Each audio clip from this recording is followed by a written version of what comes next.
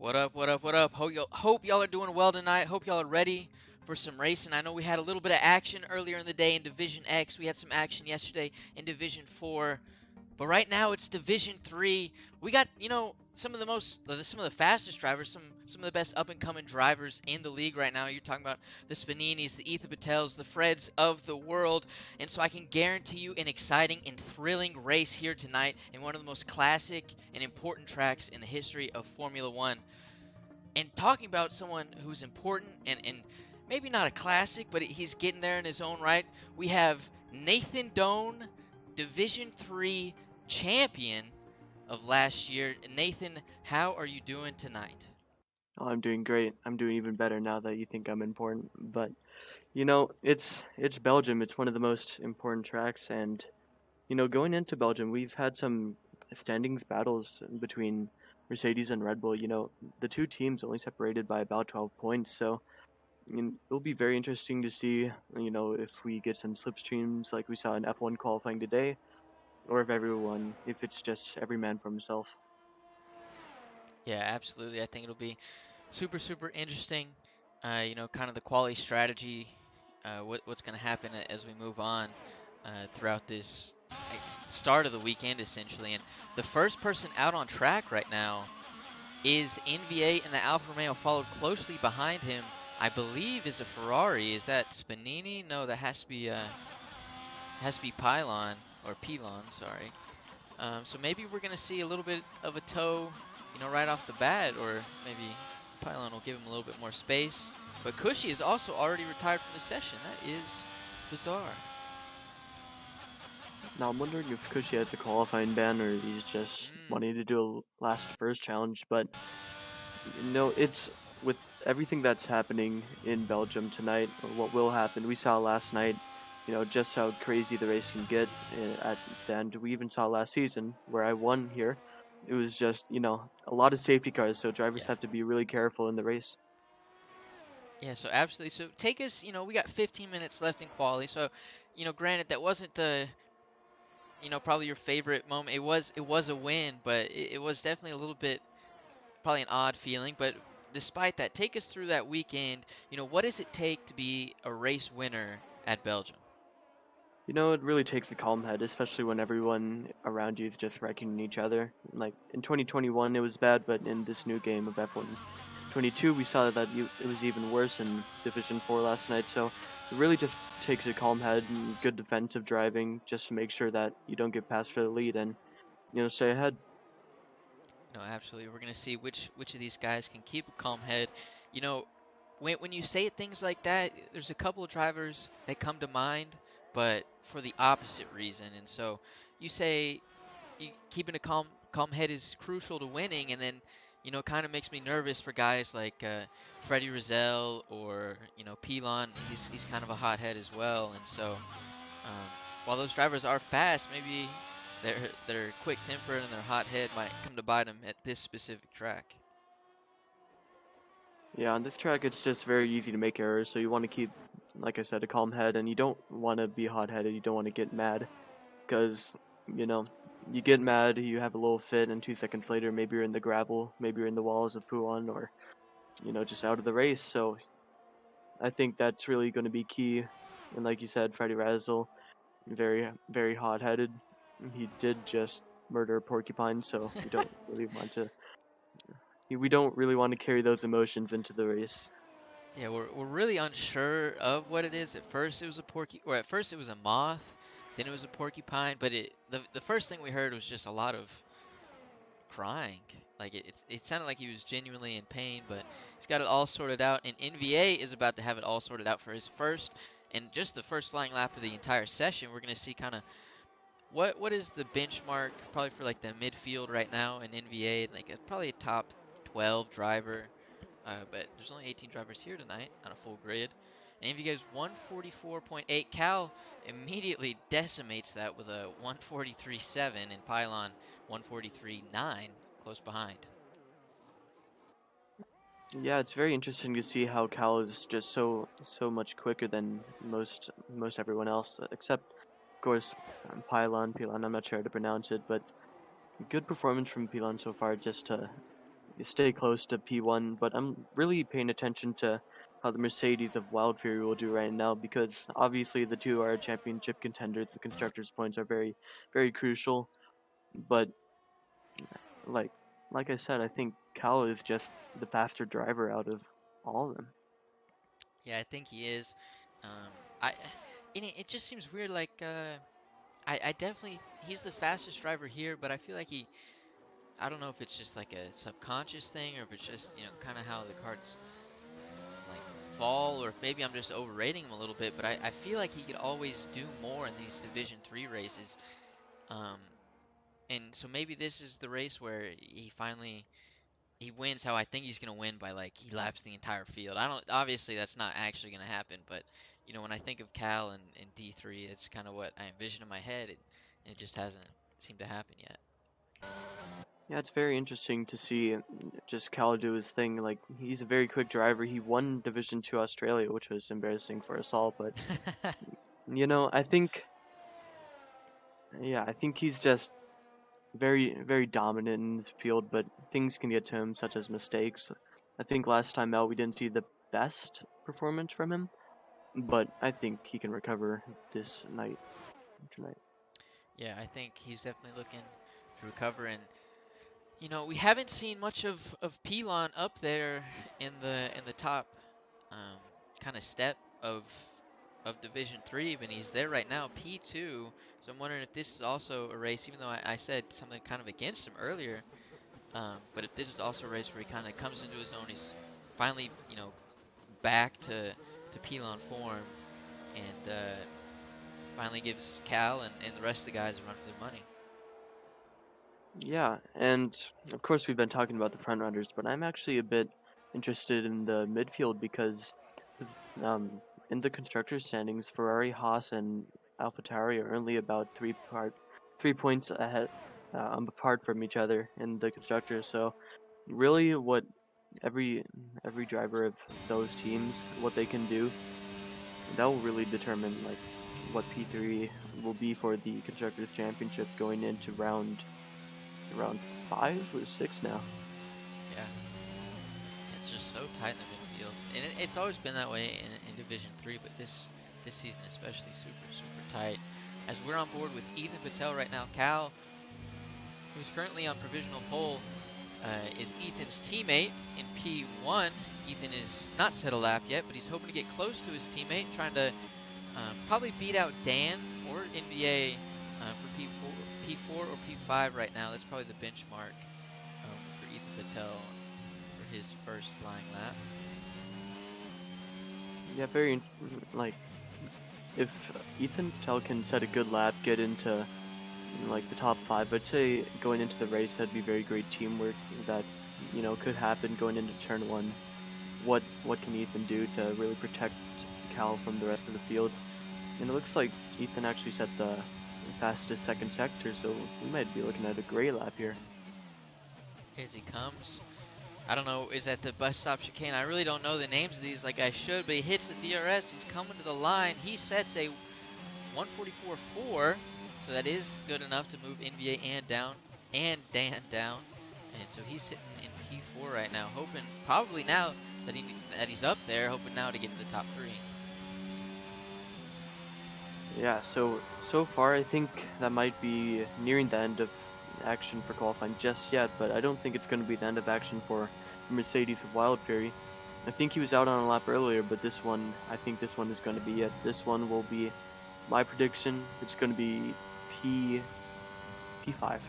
P5. Okay, so you think he's gonna get quite a big warm up lap in before he goes for a real heater.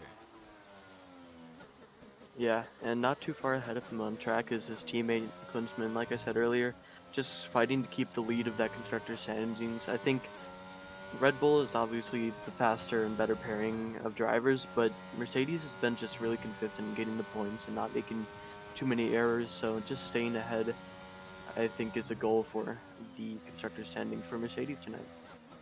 Ooh, Oh, actually, Klinsmann spins. Spins going into, I'm gonna pretend like I know the name of that chicane, but I don't. And Yeah, that's just not what we want to see from Klinsman. There's still 8 minutes and 10 seconds left of this qualifying session, but you know, if you put a lap in now, you still have a benchmark, but now it's just you maybe have 1 or 2 laps, and if you mess those up too, then you just P17 right now. And Spanini, as Klinsman spun, Spanini put it on the first row for right now. We're gonna see where Wild Fury ends up, but that's I think Spanini and Pilon now. I wasn't thinking of Pilon before the race as Wild Fury goes P4, but I had messaged Spanini before the race starts. I'd messaged him about 30 minutes ago. I said, Sanjay podium incoming, I believe. And so I don't know. Maybe I'm speaking it into existence right now. He's sitting in P2 in quality. Granted, there are 7 minutes remaining, so we got plenty of time for all these guys to put in much better laps. But maybe this is a sign of things to come.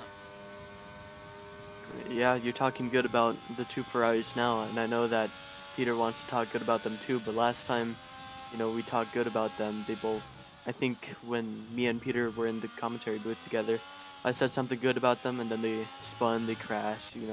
So, really just wondering what, as a team principal, Peter is thinking right now. He had a great weekend last night.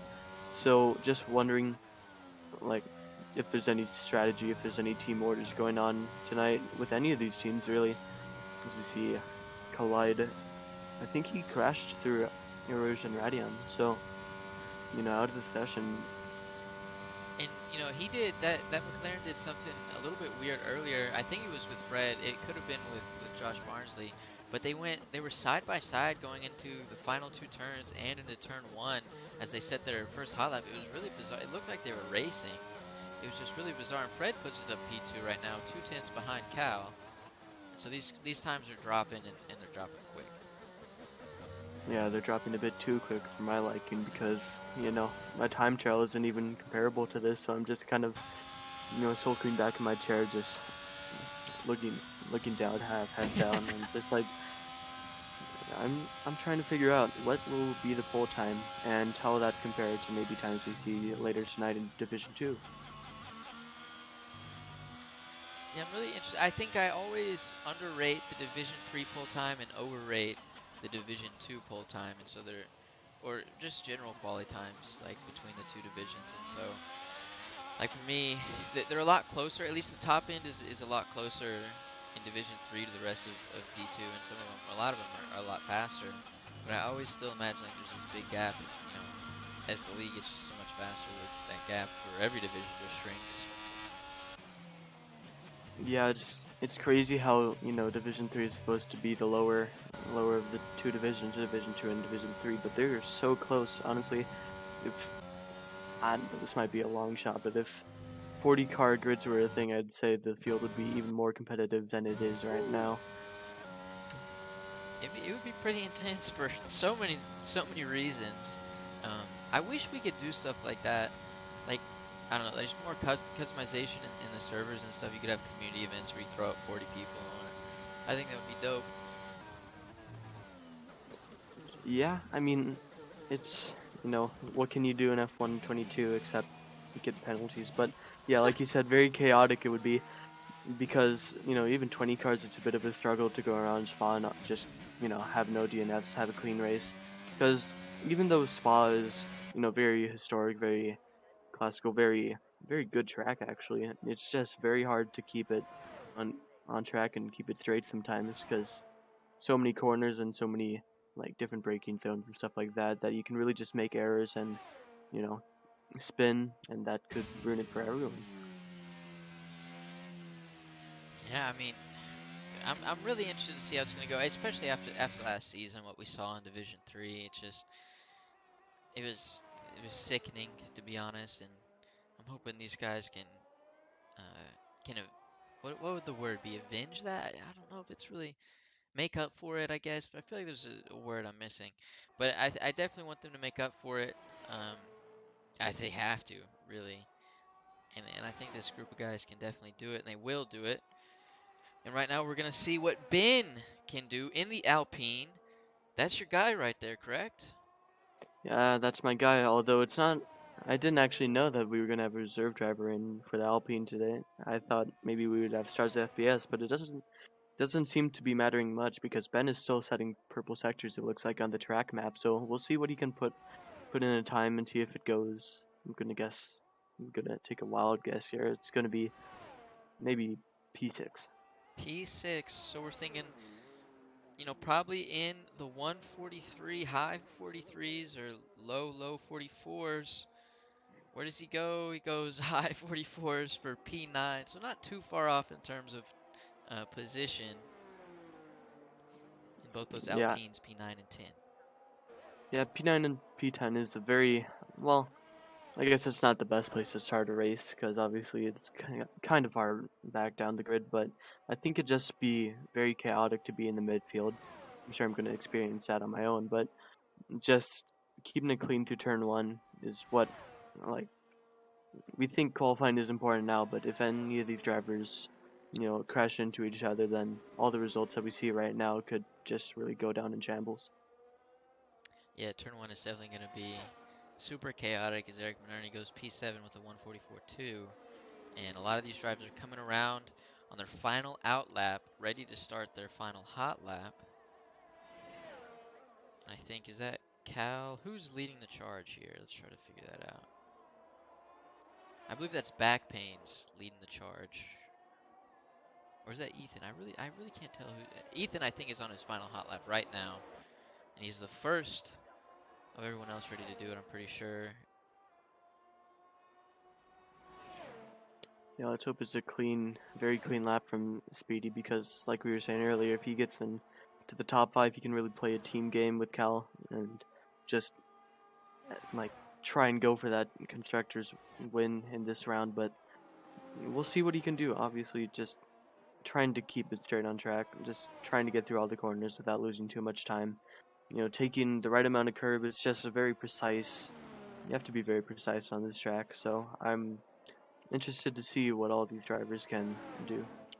Yeah, you got to be so precise, and because it's a long track, you got to be so precise for so long. Um, and so those little errors they compound and they compound very, very quickly. And so, even just being like slightly slower than Cal on every single turn can result in a tremendous drop in position from we're talking about the difference between P2 and like P7 really just those tiny little things add up over and over throughout the lap.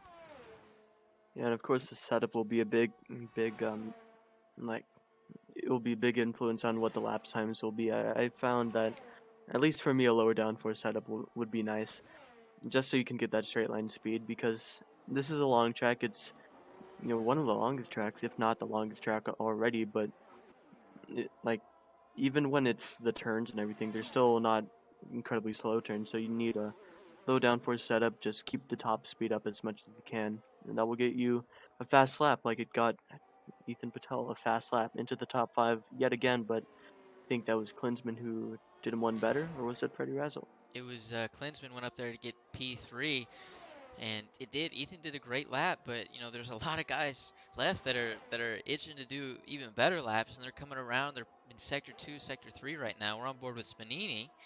We're gonna see if he can stay in the top 5, maybe jump a couple positions to get in the top 3. But there's a lot of guys right now. This seems like, I think, because it's such it's a fan favorite. Everyone loves this track, and as an extension of that, most everyone is relatively or pretty good at this track. And so I think, when you have a competitive grid like this to begin with, and then you add a track that everyone generally likes and everyone's pretty good at, I just think it raises that competitiveness even more. And we're going to see where Spanini ends up in qualifying for. Now there's, I believe, in Alpine, Spanini goes P3 for right now. What can anyone behind him do to top that? Back pains in the Williams. Cole, P5, knocked Ethan Patel out of the top 5. Wild Fury in the Mercedes. He's 4 tenths up right now as he is coming into Sector 3 or coming out of Sector 3. Final 2 turns. I'm going to say it again. Bus stop chicane. I don't care if I'm wrong. Where does Wild Fury in the Mercedes end up? I have no idea. So P5. P5. Okay, there we go. So he knocked out Cole in the Williams to P6 right there, which is where the Williams of Alex Albon, I believe, is going to start tomorrow. And so that is your pole sitter, Cal. Freddie Rizal, P2. Fred, um, he said he came into the broadcast booth and he said he was going to win in dominating fashion today.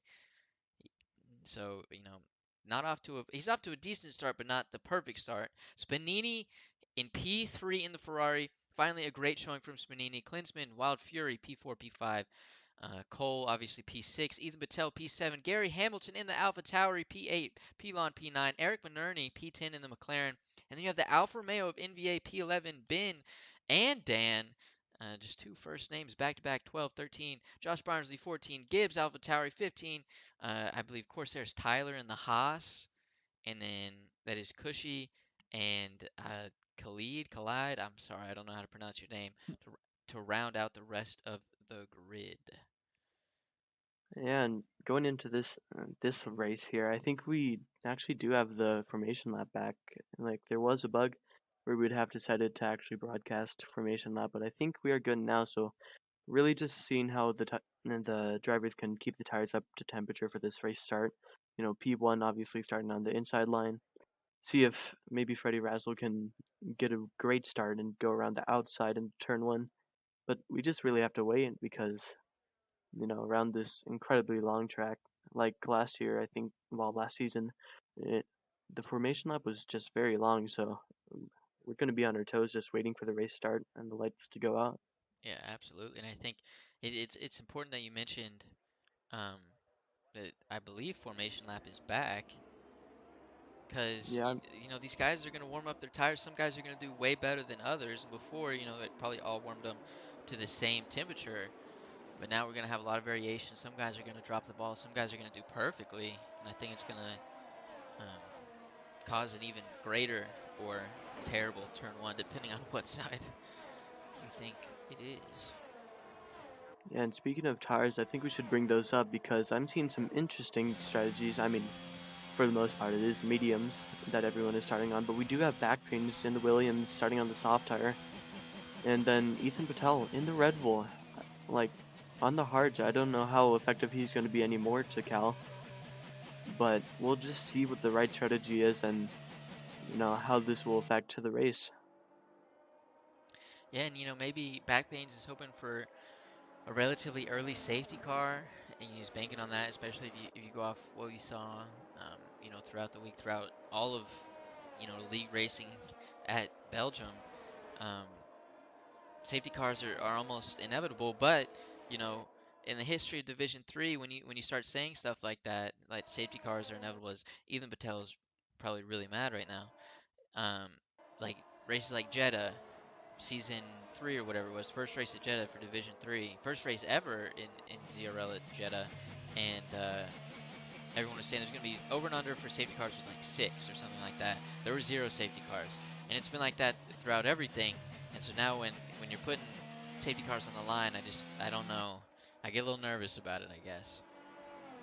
Yeah, and very interesting. I think maybe Ethan Patel and Gary Hamilton made contact because they're both disqualified, which means they're not out of the race, but both just stuck on the grid with cold tires, and they'll probably get some poor starts, which is even worse already for Ethan Patel because he's on the hard tires. So I expect to see a poor getaway from him, but maybe Backpains could actually gain some positions here. Maybe doesn't get too greedy, doesn't cause a collision or anything, but just slot in between the Mercedes maybe. Yeah, and we'll hop on board with back pains in the Williams for the race start.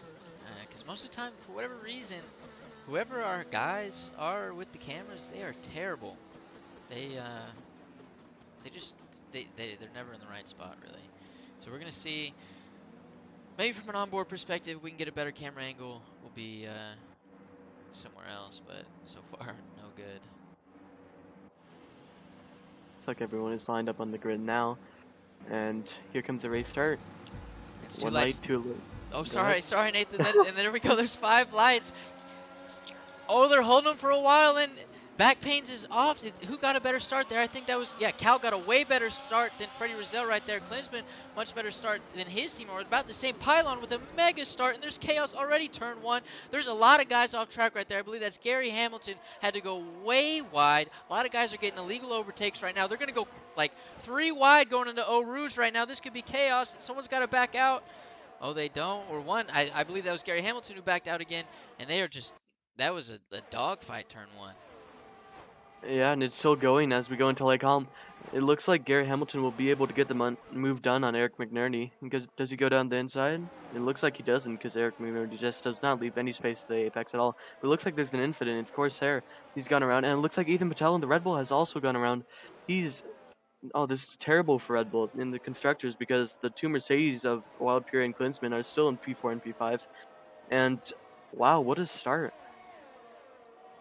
Yeah, that was a chaotic start. On one hand, you had Ethan, who's down basically at the bottom, the back of the pack. But then on the other hand, you have Cal, who, Fred is sticking to him so far. But, Cal had a great start. Virtually no one can contest him turn one. And Pylon also got up into P5 at turn one. And I believe he was also collected as a part of the shenanigans. He's not all the way down, but he's down into P12 now. When at one point realistically, he should be fighting for P6 right now. Yeah, but this battle with Ben right now is just crazy for P12. I hope they don't go side by side through here, but it looks like Pylon is going to get overtaken again from what was P6 in turn 1 is now P14, and it might be a bit less because Cushy is all over the back of him. Maybe goes around the outside, goes down the inside actually, but backs out of it. So Oh, yeah. Oh, we have an Alpine around. That's Ben, and it looks like there was contact with Collide, and Cushy is just gonna benefit out of this. But yeah, crazy first lap. yeah, super hectic first lap. The drivers are starting to get a little bit more spaced out. We're gonna switch to interval. So the gap is now 8 tenths to Cal from Freddie Rozelle and 9 tenths from Spanini to Fred. Is NBA and Gibbs fighting right now? Gibbs just got past NBA right there. I'm wondering how Gibbs is able to pull such a gap by the end of the straight, because getting past on the straight and now 1.1 seconds clear, just very interesting. It might be a setup change, but it looks like Wild Fury is actually getting very close to the back of Spanini. Maybe Spanini made an error or something. But DRS will be enabled next lap, so we will see some definite racing action. Yeah, we got one more lap till DRS. Any predictions for a mid-race battle that we may not foresee just yet? Like, are you think Ethan Patel could come back into play? Or are we thinking back pains with the softs is going to have some crazy strategy call and could end up near the top three? Anything like that in your head just now? Well, you were talking about Ethan Patel, and it looks like he's already caught up back to the back of the field. But so far, I think, based off what I'm seeing right now, the field is getting very close. So I'm wondering maybe if there's going to be a crash or it's just going to stay clean. But it looks like Wild Fury is definitely looking to get on the back of Spanini now for the final podium position.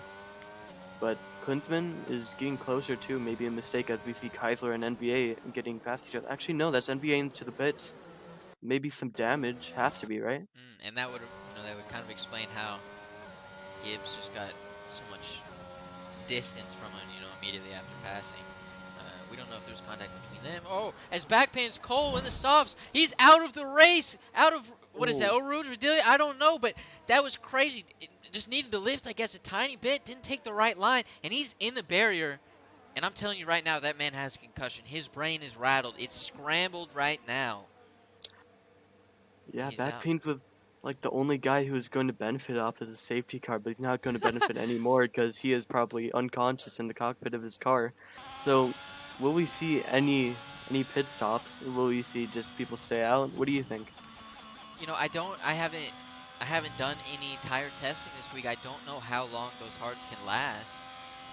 So I would assume, they could, at other tracks they can go 20 laps, but I don't know, because, and it is still, it's 20 laps, but it is a long 20 laps. I really just don't know, as NVA has the Delta. I just don't know how long the tires can last, and maybe that's something you can provide a little bit more insight in. Actually, I was hoping you would know because I haven't done any runs either. Oh, no. I've been focusing too much on just getting ready for school and stuff. But The people that will benefit out of this safety car the most are NVA and Pylon, of course, if they can. Oh wait, it was Oh, a it's a virtual safety car. That VSC. changes everything. Oh, okay, that makes me a bit more sad. It wasn't a Delta glitch at all, was it? No, we're just Because DRS idiots. is, We are yep, just DRS idiots. is still enabled.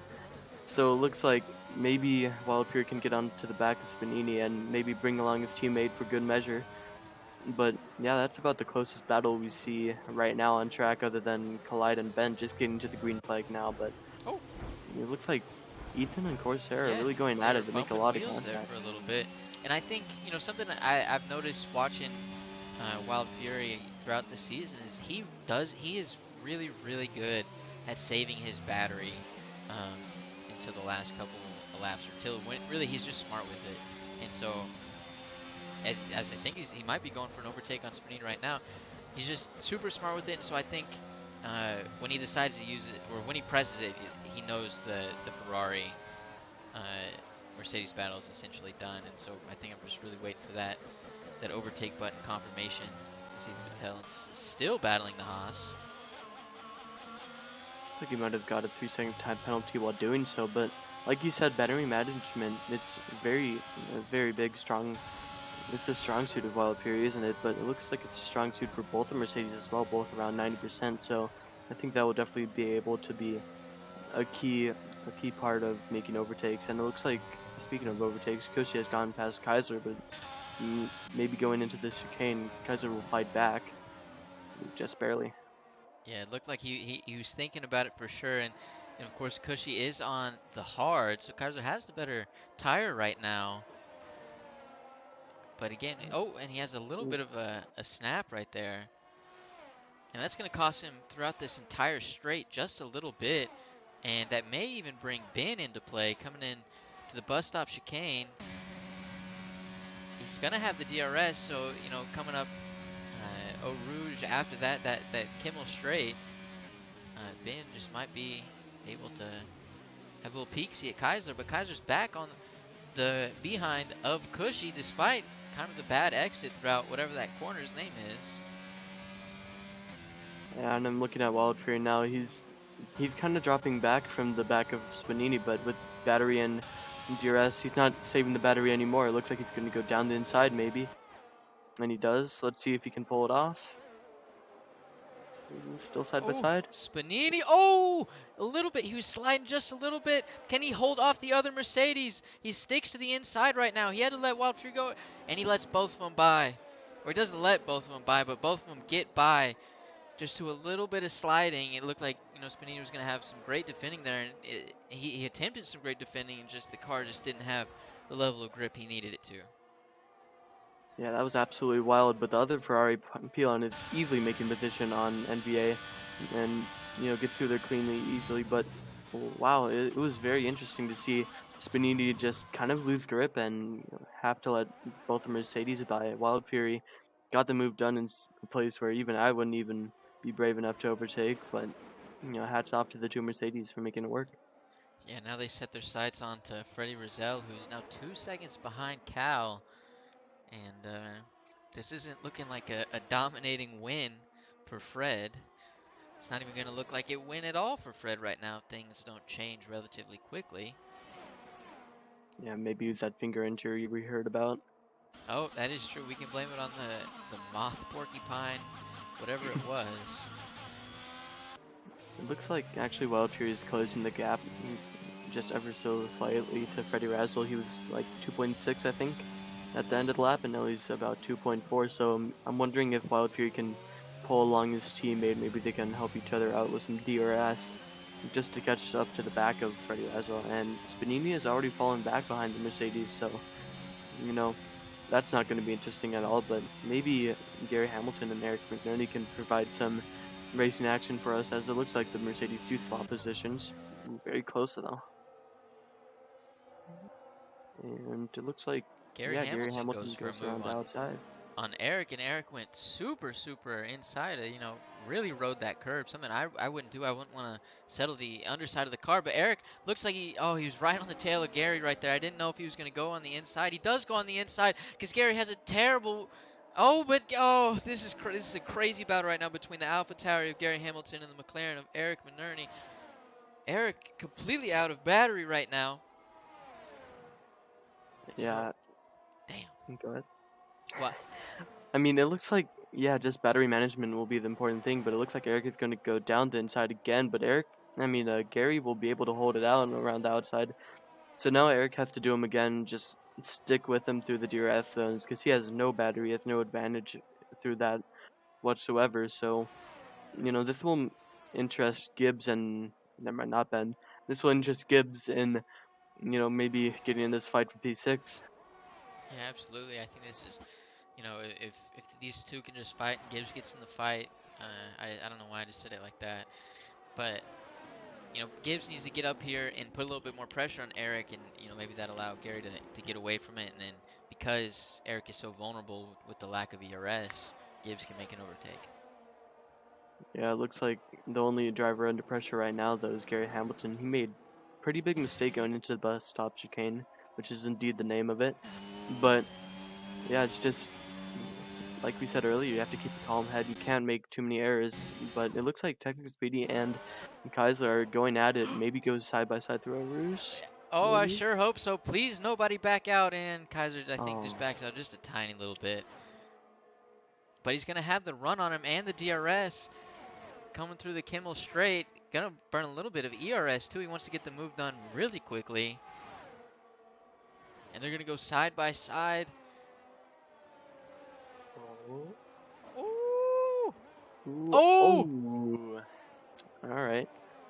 Just Well, saves it from any, uh, really terrible damage, but he did lose 2 positions out of it. And Ethan Patel's now running safe.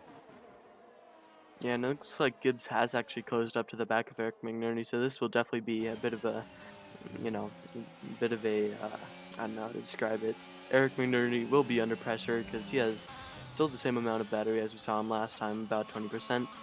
So, yeah, I'm wondering if Gibbs can play the team game with Gary Hamilton and just stick close to Eric McNerney, put him under pressure, maybe make him make an error. So, we'll see. And then another person I believe to be under pressure relatively soon will be Ben in the Alpine. I think Cushy in the Alfa Romeo is coming for him. He's in about 6.5 tenths. He was 4 tenths before this straight, so I don't know if that's a setup difference or he just had a bad exit, or I mean he's really low on ERS, but he's gonna have DRS for 2 straights in a row, so we're gonna see what he can do. But I think Ben is soon to be on some real pressure. Ooh, that's a Ferrari of Pilon around in the final sector, but yeah, like you said, Cushy and Ben, they're getting close actually, but I'm wondering how big of a threat Cushy will be to Ben because Ben has a better advantage here. Not by a lot, but he does have it. So will we see a move into Lake Com? We're Let's see. definitely about to see a move from Gibbs. No, he doesn't do it. He backs out last second off the move of Eric McNerney. Tried to make him, break just a little bit too late. It almost succeeded, but Eric keeps the position for now. And so he's going to have to wait for another opportunity to strike. Eric still on super low battery and still in between the AlphaTauri sandwich right now of Gary and Gibbs. Yeah, it looks like Gary Hamilton is just trying to maybe fake Eric out a little bit, make him take a different line, and just make him make errors. But I think Gibbs has made an error. He went a little bit wide going into Pouan, and he's dropped back, sort of. So he'll have to get back, and it looks like Eric is just fighting it, to get this P6 as Gary Hamilton goes a bit wide, but Eric is not close enough. But maybe he will get a move down through Blanchimont as it looks like the Alpine of Dan goes around again. Look how close these two are though, OG. Yeah, this is intense. Ooh. Looks like Klinsman is in the pits with 7 laps done on the medium tires. Maybe that's the strategy call, but I'm not too sure about that. I think the mediums could have gone longer, but we will see. Yeah, we're going to see maybe the undercut is super powerful. We're going to see where does he end up? Does he end up behind someone? Is he going to get the DRS off of them? Um, oh, and this McLaren or this AlphaTauri sandwich is it's pretty intense. It's been going on for so long, and they're locked in right now. And Klinsman does come out P8, 5 seconds behind Ooh, Gibbs. Oh, that's Eric McNerney around through Radion. He just got a bit loose and just lost the car altogether. So that will be even better for AlphaTauri. But it looks like Klinsmann didn't even lose that much time or too many positions through the pit stop. So he will have the advantage now as he weaves around just to get a bit of temperature into the tires. But now we got another battle going on, sort of. It's Ben Cushy and Ethan Patel. Ethan Patel, fan favorite. Not not too much actually, but we'll see what he can do in this battle. Maybe Cushy can get a bit closer to Ben, and it looks like he will through the literally no-name corner. They both take a bit of a wide line, so I think they will just stay together and just form the DRS train, and it will get a bit boring from here. but pit stops are about to come into play. Ben's gonna. We just seen Klinsman go into the pits on the medium tires. So Ben, maybe he's seen that and he's like, maybe I should go for an undercut. I don't know. I don't know the strategy. And so it could be the Cushy and Ethan Patel show pretty soon, or Ben could hold out quite a bit longer than we think. I really don't know. Yeah, I'm wondering if it looks like now Ben and Cushy are on the same levels of ERS. I know Cushy had a bit less than Ben did earlier, but now I think it's just going to be even. Stevens going into the bus stop chicane, but I think the real move will be done on the Kimmel Straight unless one of these two drivers has got an absolute pair on them. And it looks like Oh, Cushy goes a bit wide, and Wild Fury, the other Mercedes, into the pits for the hard tire. And Ethan Patel and Cushy are fighting. They're side by side oh, now. They're banging wheels. just a What little bit going into turn one. Ethan Patel trying to squeeze him on the outside. Cushy goes for a little bit of a switchback. Doesn't have it right there. Does he have the run on him? I don't think he has the battery advantage. He might have the slipstream. He's going to have the DRS going up the Kimmel Straight, but not just yet. Oh, I hope we have an overtake Oh, here. Cushy just has to back out because the rear end, just like Eric McNerney, just stepped out. So, yeah, it was going to get very close. But now it's 1.5 seconds of a gap, and it looks like the two Mercedes are back at it, level again through the pit stop. So we'll just see what the cars ahead of them will do in terms of pit stop and see if they gain any advantage through the pit stops. Because as fast as these two are, it looks like Freddie Razzle has done a great job of keeping with Cal all along. So I think I don't know if these two Mercedes would be able to benefit too much out of the pit stops. yeah, I don't know. It definitely seems like the undercut of, I believe, I'm pretty sure Klinsman did the undercut, and he's pulled a 2-second gap on his teammate, and so if these, the drivers up front, maybe they are quite a bit a ways ahead, but as Cal does go into the pit, so does Fred. So we're gonna see where they come up. Does the undercut? Do they at least get near DRS range? These Fred and Cal, they're gonna have super cold tires, and that's where Klinsman, Wild Fury have the benefit. And so we're gonna see kind of where they end up, what goes on. Yeah, it's looking like it might be very close as Gary Hamilton pits, so there's not going to be any fights between teammates there. But it looks like Klinsman and Wildfury get past Spanini again. That's just gonna ruin Spanini's day because now he has cold tires and he's behind so many people. But Gibbs now up into P3. Granted, he hasn't pit yet.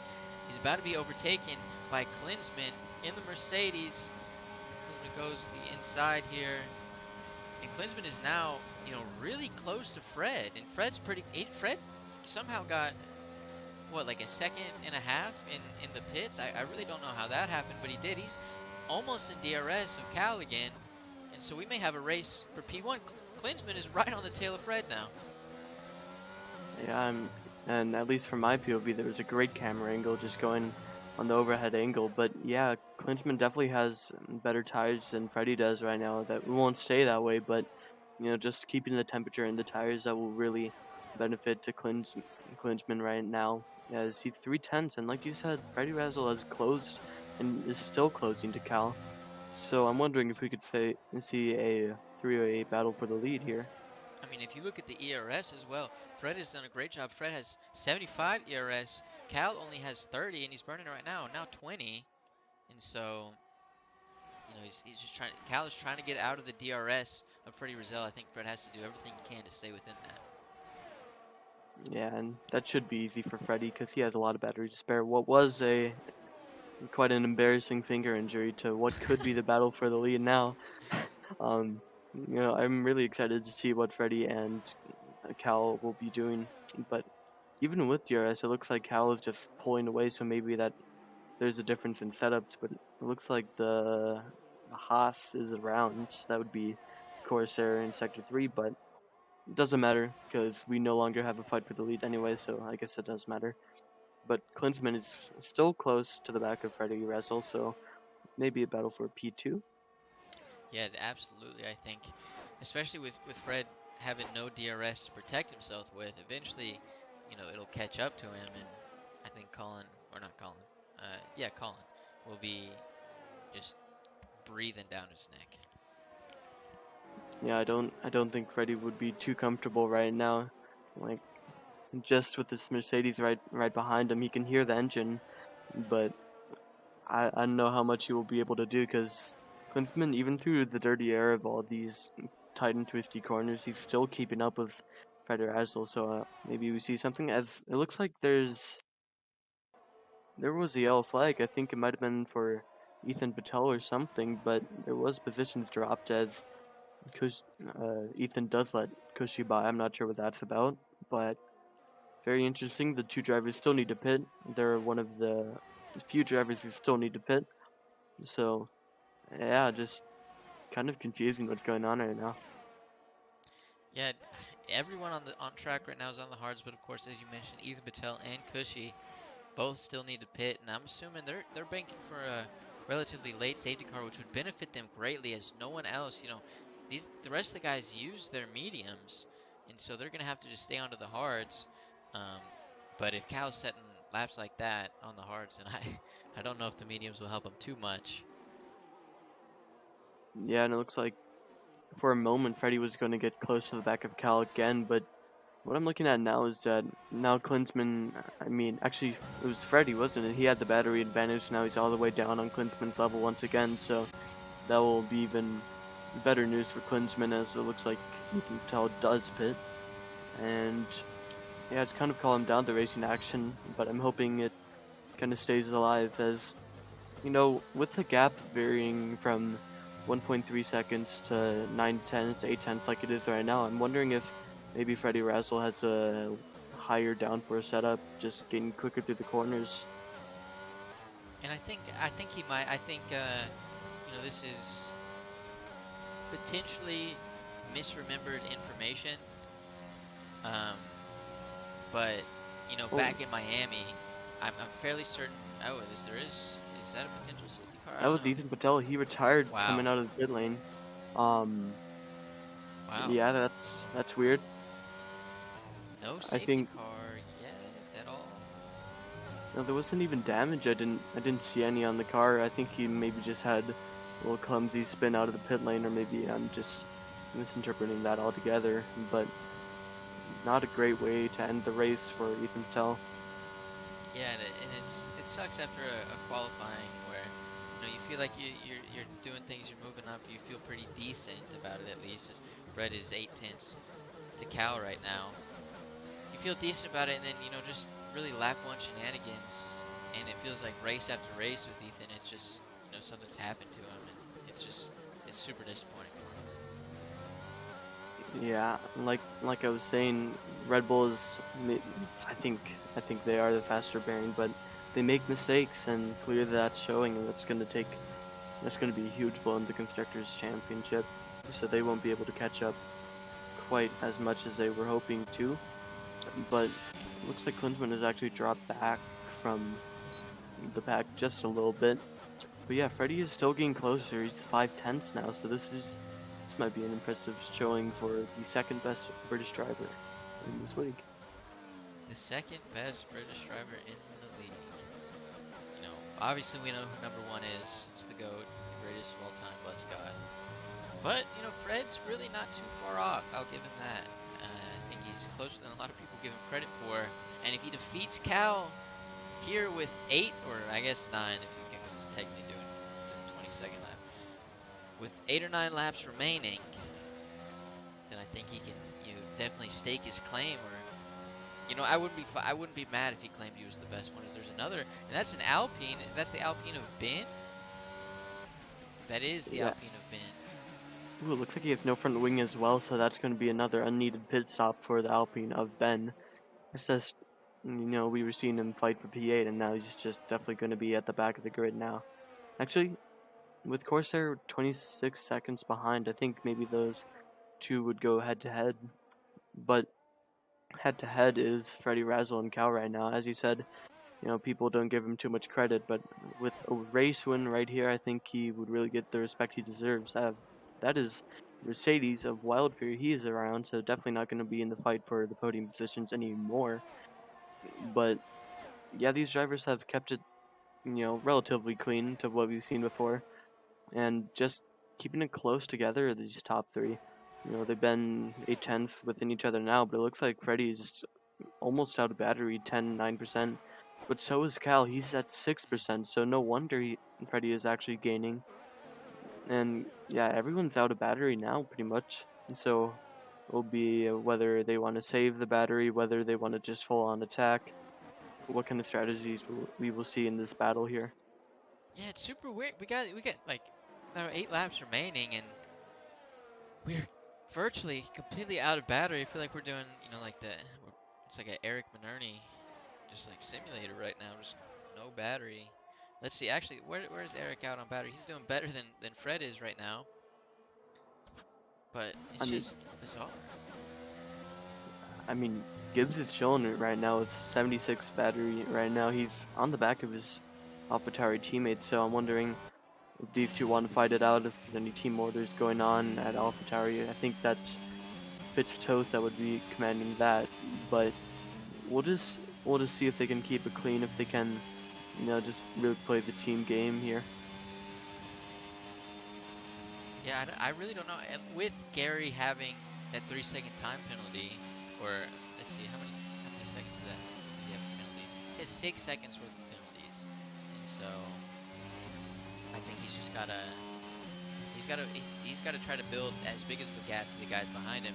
And if Gibbs doesn't have a big pace advantage over him to build or to pull him along, then maybe they can just do a little bit of DRS swapping. I don't know, but he's got to build that 6-second gap to the guys behind him. You never know if Eric can get that waived or because you can get his penalty waived or stuff like that.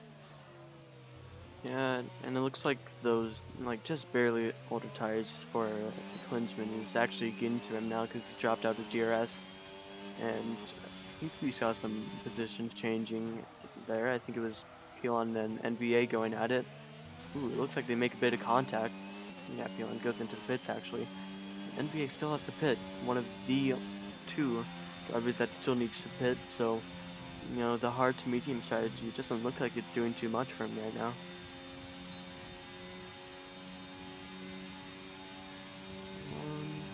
Looks like Freddy's actually still pretty close to the back of Cal. They've been in that little gap, that like 5.5 to 8/10 gap for how many laps now, and I don't know. I can't see the status quo changing too much because these guys, they just feel like they're putting in, great lap after great lap. And it's gonna take tremendous lap after just like I mentioned it last week again in D2 with Peter, and Peter knew he's an F1 nerd, and he knew like the track, the year, the whatever. But it was like, 19 straight quali laps in a row, and then obviously here it's not as extreme. It's like 6 or 7, but still, you gotta if you're Fred and you want this victory, you gotta put in 6 straight quali laps. And that's some sad news. It looks like Gibbs has spun actually, and that was going to be a great battle, but he's getting overtaken by Kushia right now. Honestly, I wouldn't let that happen, but that's just me. Well, he's gonna get him back. That's all. Well, Cushy is on the fresh mediums though. Yeah, but look at the battery advantage that Gibbs has. He's over 90%, and unlike the 4 drivers ahead of him, he does not have any penalties whatsoever. I don't have them up right now. I'm gonna just see them right now. But let's see. Yeah, so Kushi has 3 seconds. So does Eric. And Gibbs' teammate Gary Hamilton does have 13 seconds of penalties, but now I'm looking at Gibbs. He's kind of dropping back ever so slightly from Cal, but you know, it's not over yet.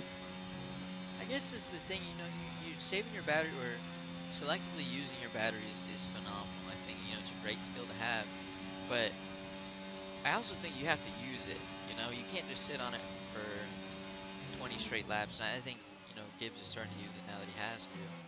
But I do think you should probably use it a little bit. I don't think you should really ever be sitting at like 100 battery like that. Yeah, I mean, even some esports drivers don't even go that high with the battery. But yeah, in a track like Spa, I really don't think that the strategy of like what someone would normally do is save a good amount of battery for the end and really just go flat out there. I don't think that's gonna work in Spa because it's such a long track. It's there's so many places that you lose ERS and some that you gain, but it only ever goes down, doesn't it? So we'll see just if Freddy can maybe keep in the DRS just so he can save a bit of battery, and he's not doing too good of a job of saving battery at all. He's at 6%. So is Cal, and is that No, Collider on? just he was around, but that is just no safety car still, and I'm not disappointed, and I'm not necessarily surprised either. But I was hoping, for like I wanted everyone to be on the softs at the end for the little 5-lap shootout. I was hoping for something like that.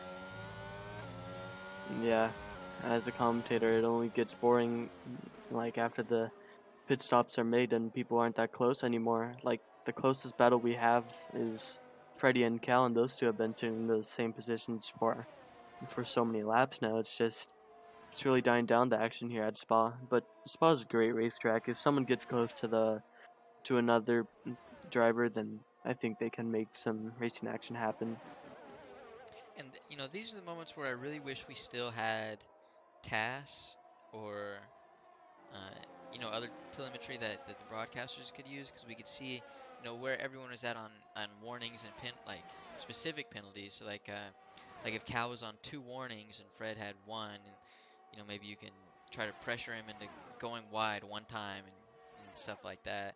But I can't make any speculation on that because I just don't know how many warnings anybody has.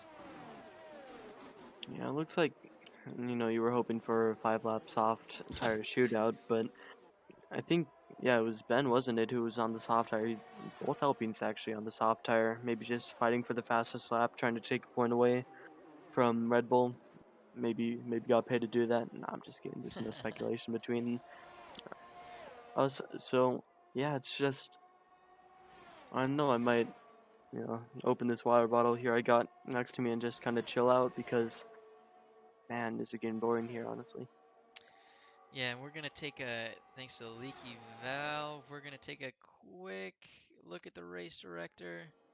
Oh, maybe we're not. Quick look at the race director, and if we look at incidents, or how can you see? You click on him. Oh, dude, it's too much for me. Too much for me. I don't even know how you're getting the race director up because every time I try to go in, it just cancels it altogether. But yeah, I mean, warnings and penalties, it'll be very crucial to how this race goes. If Cal gets a penalty, that would upset the entire Red Bull universe.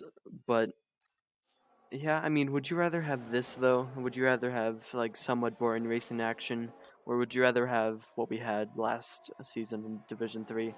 Honestly, I This, don't like either. Yeah. this for sure. Also, Cal has no warnings, and Fred has one warning. So if anyone's gonna get a penalty in the last 4 laps, it'll be Mr. Freddie Rizal. But I doubt either of them are gonna get any sort of penalties. Speaking of penalties, though, Corsair Tyler, I think is his actual name, in the Haas P12, but with a penalty that could be NVA slot. We're going to see. Oh, and Fred is now on the tail of Ooh. Cal. 3 tenths, now it's 4 tenths, moving up a little bit. So, maybe this race is coming alive with 3 laps remaining.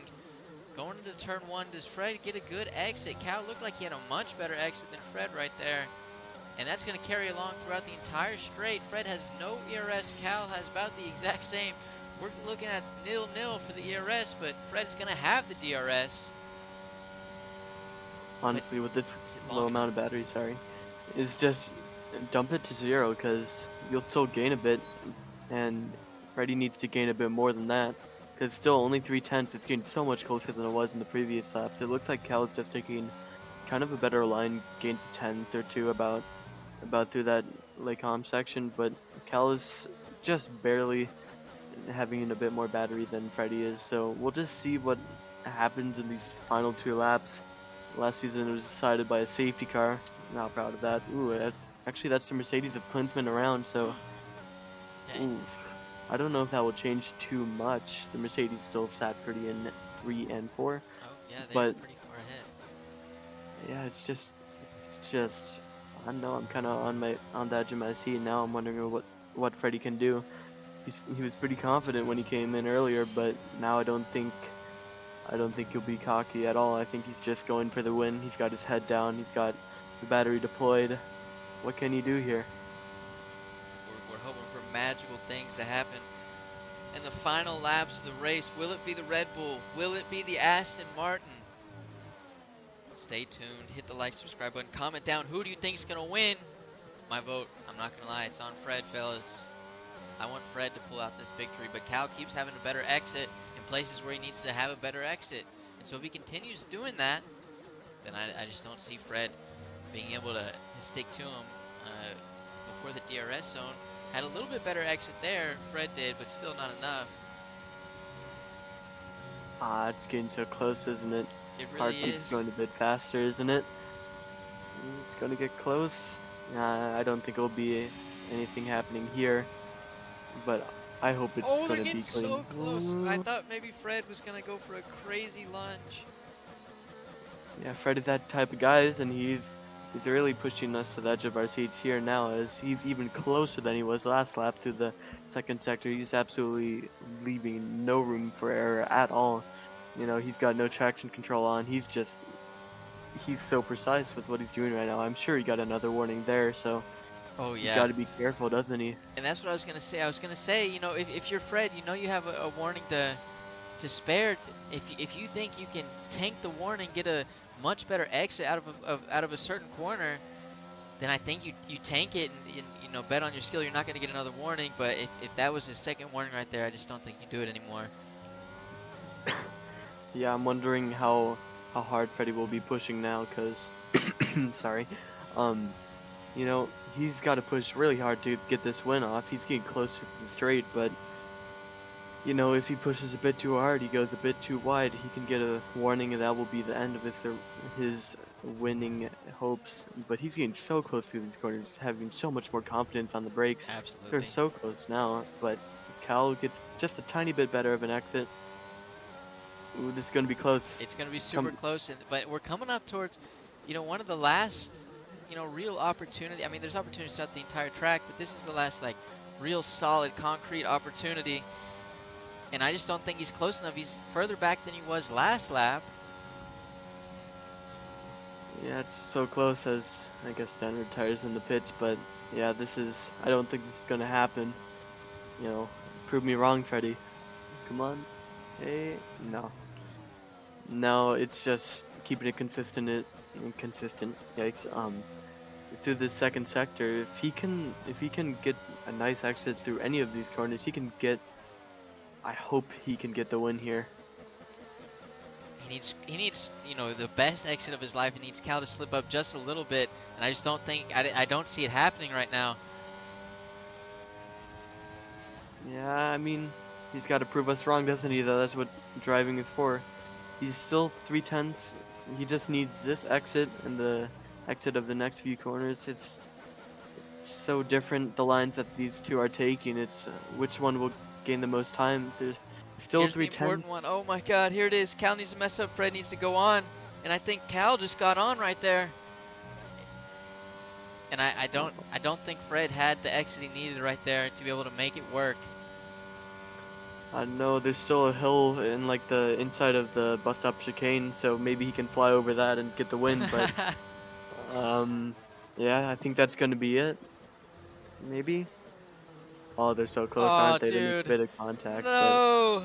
Oh, Fred. Wow. Too early on the throttle, going for it. That's what you love to see. But Cal is your race winner for Division 3 Spa-Francorchamps Freddie Rizal P2. Who is going to come in P3? Which Mercedes will it be? It looks like it's going to be Colin Edwards Klinsman in Wild Fury P4. Spanini is Gary Hamilton, Oh, has retired from the session in a phenomenal, what was he, like P6? What? what? It doesn't make sense. He didn't even crash or anything. He's just on the side of the track. What has happened here? That guy Well, needs to be banned from ZRL permanently. I want a perma ban immediately. That is ridiculous. Get him out of for here, what? fellas. Get For him what out. purpose? All right. Can get the 3 seconds down though to catch up to Koshi for P7.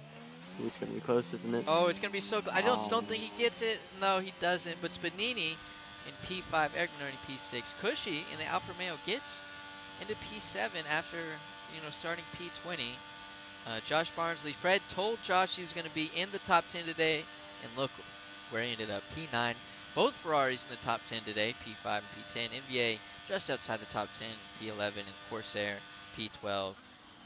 Khalid in the McLaren and Ben in the Alpine, 13 and 14. little battle going on here. Yep. Ben goes around the outside of Blanchemont, maybe. IS back off. Does he dive bomb? He Does it absolutely happen? goes for it.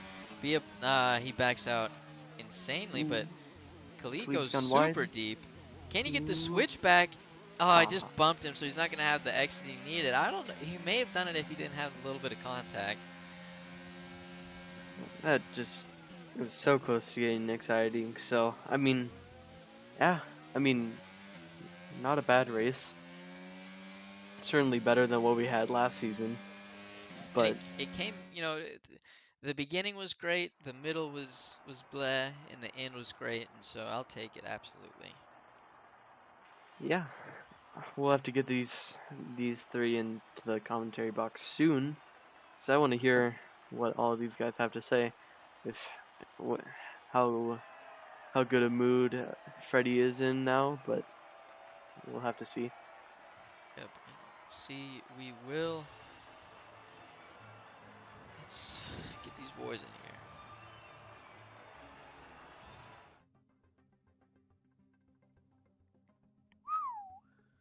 So Cal's already in the waiting room, but we need Mr. Colin Edwards. Well, Freddie's gonna get that interview that he wanted It's anyway, true. so It is true. But yeah. we did say we weren't going to interview him unless he got the race win. I'm not going to do that. It seems a little bit rude, but definitely thinking about it. All right. Well, that has been the Belgian Grand Prix for Division 3, hasn't it? It was quite an exciting one, but yeah, just very close at the end and it couldn't happen. But yeah, great race. Yeah, it was fun, and even though he didn't, in the middle of it, it didn't look like he necessarily had the pace, and then towards the end, Fred was putting it on, and I don't think Colin Edwards is going to join the waiting room, and so I think we just pull in Mr. Freddie Rizal himself. Yo. Hey, look, it's Freddie Russell, second best British driver in ZRL. How was your race?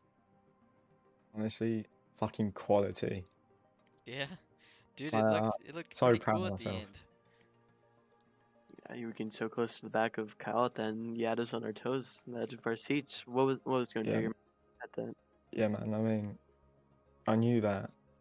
I was definitely like, I know I'm like one of the top 5 drivers in D3, at the moment, but I'm just Top so two. happy that, yeah, I'm just so happy that now fighting up for the top step of a podium now. Because everyone's saying Cows should be in D1, Colin should be in D1, all that lot. And I feel like I have gone like quite a long way to quite a long way from going on a pad. Didn't really know how to play the game. Full TC, automatic gears. And now I've gone to just a wheel, and yeah, pretty much doing no assist, just no line and no ABS. So I'm really fucking happy. Hey, hey, hey, they're gonna take us off the airways, man. You're a proper race car driver now, but it in the middle and the beginning of the race, it kind of looked like maybe you didn't have the pace, and then there at the end you came in and you came alive. And so what was the difference? Were you just saving your tires, saving your pace? What allowed you to catch up to him there at the end? I don't actually know. I know I was saving my ERS much more than I was in my second stint. Um, I think I was just trying to. Well, Joel was my engineer was telling me to like don't focus on Carroll, just focus on the people behind you because Spanini was there. He was only a second behind me. Really good job for him. Like he's the same with me. He's moved on. With what's it called? No TC, and look where he is now. He's fighting up top 5 now. But yeah, no. Um, yeah, I've just I don't know. I might have been just slower than I should have been. But yeah, I was using no ERS. I mean, well, great race, Fred. And I'm gonna ask one more thing, and I'm gonna let you go. What what was the thing you killed? Was it a porcupine? Was it a moth? What caused that Um, pain and fear earlier? well, before the race, obviously I was in the broadcast booth while it was happening. But you know what? I'm gonna sacrifice. I'm gonna that race was for that moth slash porcupine slash Bowser from Mario All looking right. thing. Well, all right. Well, we that congratulations to both of y'all. Um, and Fred, I'm hoping to seeing you on the top step really, really soon. Yeah, hopefully. Yeah, hopefully it's gonna come one day. Absolutely. All right, Nathan. Any last words to Fred before we set him off? No. Oh well. All right, no last words for Yeah. Fred, but Nathan, you're gonna give us some first words for Cal.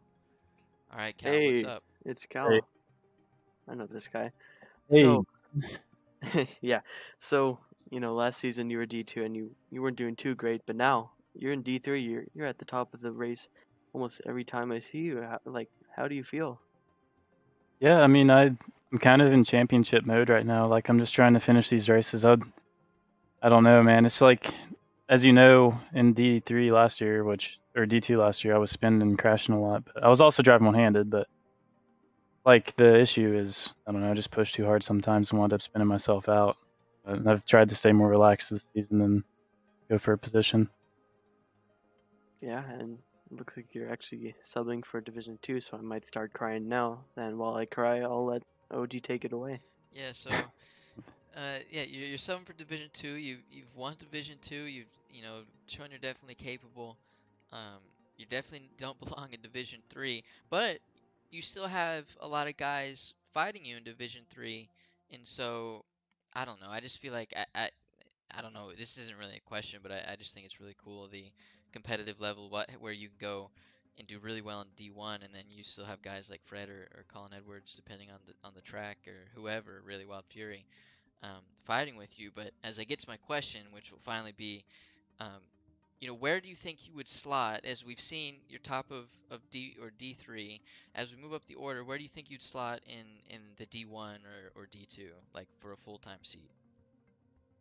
I mean, D2, like, I've won a race there. I've done pretty well there, but I think that if I was only racing D2, I could definitely be top 3 to 2 in the points. D1, maybe, I think I could do top 10. Because where I'm doing this D2 race right after the D3 race, I always have a little bit of exhaustion, but because these races take a while, man. It's kind of hard to do, Well, they really but do, but like what I was thinking, I think it was because I normally commentate for the D2 races and I watched the D3 races before, and you normally do really well in the D3 races, but I feel like you do even better in the D2 races a lot of the time. And I said it in the broadcast at the beginning, I felt like I don't know if it's like just like the competition raises you, or if you're subconsciously like holding back a little bit in D3. But like, what do you think it is? Like, why do you think you perform so well um, at an even higher division? I think it's the competition and partly because I'm not racing for a championship. Oh, so it's the pressure. I get it. Yeah, so it's more. I mean, there's a ton of pressure in D3. I'm more nervous for the D3 race, right? Hmm. But in D2, like I'm not. I'm gonna try to set the fastest. Like I really have. I think I've always been at least 2 tenths faster in D2 on quali, like Yeah. each race so far. Yeah. But it's because I'm not trying to play it safe. Like, and I feel you. I've got one person to beat in D3, and that's Colin. You know what I mean? Yeah. I feel you. So like I just do enough to beat him, and I don't push it, so I don't spin out. And then D2, just let her rip. Yeah, D2, I just let it rip. Well, it's super fun to watch. It's super fun to watch you in Division 2 and Division 3, and the occasional Division 1 as well. Um, so I'm looking forward to watching you throughout the rest of the season, and interviewing you as well throughout the rest of the season. And I'll leave you to prepare for the Division 2 race. Nathan, do you have anything? Are you done crying? Anything you want to say to Cal? Yeah, I've just finished up wiping out my tears. So I have a couple questions. So one, you're gonna let me buy at the start, right? And two, so obviously at the end of the race, you kind of had Fred on your back for a while. So I'm wondering, do you see him as competition, or are you gonna throw some shade at our boy? No, Fred's improved. Like, I mean, he's doing a lot better than he has been, but then again, I'm not racing him in the point standing, so You never know. if that was Klinsman behind me, I would have been going a lot faster. Damn. If you know what I mean. Yeah, we Dang. get you, bro. We get you. Like, think about the beginning of the race. I gapped him 2 seconds in 2 laps. Yeah, and then you just held it steady. Just Yeah, and I held it steady. I get to a gap and then I stay. I'm going to stay there. And you watch, he goes 1.8 to 2, 1.8 to 2. You see him gain and then I gain. It's really just me trying to not crash. I'm terrified of crashing. I don't know, bro. I feel like you gotta just let it rip. I'm going D3 to in race. D2. Well, yeah, but I want to see you, because I was saying earlier, I just want to see Cal, lap the entire field. I said at the very beginning of the broadcast. And Well, I can't lap the entire. Like, seriously, the top 4 guys in they're D3 fast, yes. they're No, they are D1 pace. they're super, super fast. And It's insane. Freddie could top 15 top. I mean, if he has a good race, he's top 10 D1. If Klinsman and Wild Fury race D1, they're also going to do well. They're going to top 15, top 10 for sure. I mean, I'm telling you, these guys we're all 4, not D3. well, yeah, that's apparent, but I still want to see you just let it rip in a D3 race. Go I did for in it. the first race. Are you gonna do it in the final race as well? Yeah, if I have, I mean, I'll probably just not race if I don't have to. No, I'm just kidding. I'm joining. I'm going to get as fast as I can. All right, dope, dope, dope. Yeah.